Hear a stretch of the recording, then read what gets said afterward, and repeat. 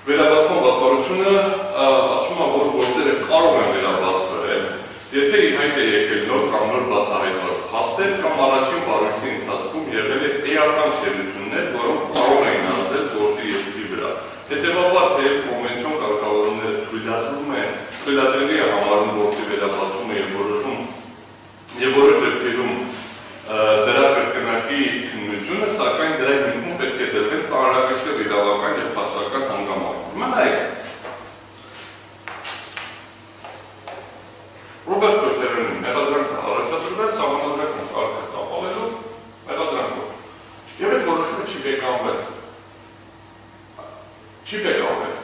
Որտեղ վճռաբեկ դատարանը չի ասել սահմանադրական կարգը տապալելու մեղադրանքը կարա շարունակի քննարկվի, որովհետև քրեական դատավարության օրենսգրքի իմաստով մեղադրանքը դա ինչպես արարքի փաստական գնահատականն է, այնպես էլ իրավական գնահատականն է։ Հետևաբար մենք ունենք վերջնական չբեկանված դատական ակտ, որով Քոչարյանը 300 կերպ մեկնաբանող մեղավոր չի կարող ճանաչվել, որովհետև նման դատված գոյություն չունի։ Մենք պետք է դիտարկենք, արդյոք վերաբացման հնարավորություն կա, թե չէ։ Այսինքն ծիրը հետևյալն է, վճռաբեկ դատարանը ասել է գնացեք փորձեք իրավական գնահատականը փոխել։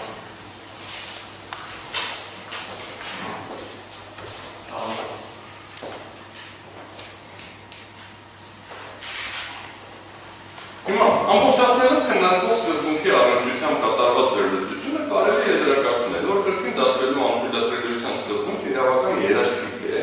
որի նպատակն է պաշտպանել անձին կրկնակի քրեական հետապնդումից ու կրկնակի պատժից, ու ենթադրվում է, որ կրկին փորձի տարբերակը չի գործում։ Միաժամանակ անձի իրավունքների պաշտպանության լույսի ներքո սահմանվում է պետության ապօրինի գործելու հնարավորությունը, պարտադրելով իրավասու մարմիններին,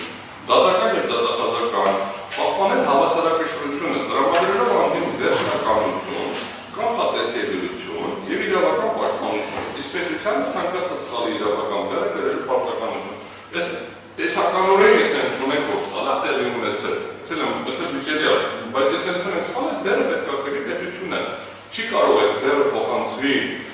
անձի վրա, ասենք դες մեկը չստացվեց, մի հատ ուրիշ օդվածով փորձենք, և մեկը չստացվեց, մի հատ ուրիշ օդվածով փորձենք։ Հետևաբար սկզբունքի ողջերությունը նկարագրում է հետևյալը, սա Ռաչիկով ընդդեմ Ռուսաստանի գործեցավ։ Մեղադրանքի և դատարանի կողմից թույլ տրված ցանկացած սխալի ռիսկը կրում է պետք է քրի պետությունը և սխալները չպետք է շրջվեն շահագրգիռ անձի հաշվին։ Էլի որ ասում եմ սխալներ, չի նշանակում, որ իրոք սխալ է եղել, բայց հիմա տեսականորեն պնդում են, որտեղ մենք ուրիշ օդված պետք է կիրառենք, ուրիշ օդված կիրառենք, ուրիշ օդված հակասահմանադրական է, սկզբից չենք հասկացել, որ հակասահմանադրական է, հետո որ հակասահմանադրական ճանաչվեց, թողեք փորձեմ ուրիշ օդված կիրառենք։ Սա է ամբողջ կոնցեպտը։ Հիմա կբացատրեմ այստեղ նաև հետադարձության խնդրույցի ներքո ինչ խնդիր է առաջանում։ Միևնույն ժամանակ վերոգրյալ նորմերի և վերլուծությունների հիման վրա կարող ենք նաև նշել, որ կրկին դատվելու արգելքը միևնույն ժամանակ չի հանդիսանում մեղադրանքի անփոփոխելիության բացարձակ երաշխիք, սա չեմ ասում, որ չի կարող փոխվել երբեք։ Քանի որ այն չի բացառում մեղադրանքի փոփոխությունը ընթացող վարույթի ժամանակ կամ նույն փաստական հիմքերի վրա արարքի իրավական որակումը նոր հանգամանքների ի հայտ գալու հիմքով, սակայն նման դեպքում այն հնարավոր է, եթե պահպանվել են պաշտպանության իրավունքի երաշխիքները, փոփոխությունը կանխատեսելի է և ժամանակին հաղորդում է մեղադրալին և մեղադրանքի փոփոխությունը տեղի ունենում ընթացող դատավարության սահմաններում, այլ ոչ թե մի հատ գնում ենք, ավարտում ենք, երկու ատյան անցնում ենք, ասում ենք վճռաբեկ, վերադառնում նորից փոխում։ Հիմա այս իմաստով non-bis-in idem-ը չի պաշտպանում անձին մեղադրանքի փոփոխությունից ընդհանրապես բացարձակ, բայց միևնույն ժամանակ կրկին դատվելու արգելքը բացարձակորեն պաշտպանում է անձին նոր քրեական հետապնդումից։ Եթե նախորդ քրեական վարույթը ավարտվել է վերջնական դատական ակտով և այն անձի հետ դատական ակտը նորում հետ նշեցի, որ պարտադիր չի դատական ակտ լինի, կարող ցանկացած այլ հաստատություն լինի, որը վերջնականություն ունի, և այդ անձի հետ քրեական մեղադրանքի բովանդակությունը կազմող արարքի կապակցությամբ պետության իրավահարաբերությունները վերջնականապես դադարել են։ Սա վճռաբեկ դատարանի 25 թվականի փետրվարի 28-ին այդ որոշումից էր, որ էքսիգեցին։ Այդ ակտն ունի արդարացման բնույթ, նոր վարույթը հիմնված է նույն փաստերի կամ անձի նույն արարքի վրա, նույն փաստերը միեկից է արարքը քաղաքացիական իրավունքների միջազգային դաշնակցի տեխնիկա։ Պետությունը փորձում է անձին նույն արարքը